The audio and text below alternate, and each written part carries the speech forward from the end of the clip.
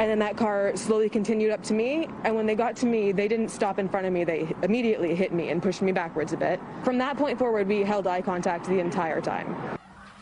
A woman hit by a truck and thrown several feet at a protest. Tonight, she is sharing her story. The LAPD investigating this incident as a hit and run. But the woman now recovering at home says she wants more than that.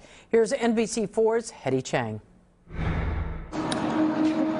Angelique Jackson hopes she can walk without a crutch soon. She shows us the bruises on her feet and back and tells us about what we can't see. I have a fractured skull.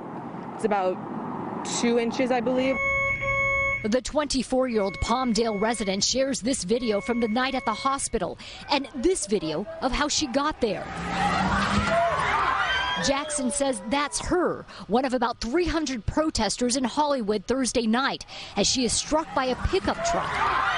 Watch as someone drags her to safety before that driver takes off, running over her feet. So if that protester didn't pull me out of the way, he probably would have just completely run me over. LAPD Hollywood officers questioned, then released the driver of that truck pending the investigation. That driver told NBC4's John Katis-Klimak. She was literally on the bumper on the front of the truck. I didn't want to run her over, so I just gassed it and then hit the brakes real quick because I knew she'd go flying. And she flew off, and then somebody grabbed her, and then I continued on. Nonsense. That's Jackson reacting to the driver's side of the story for the first time. There was no fear in his eyes. He knew what he was doing.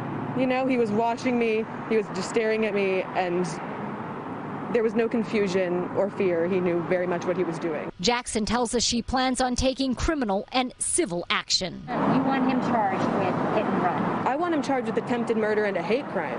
That's what this was. It was intentional. He did it because I was a protester. Hetty Chang, NBC4 News.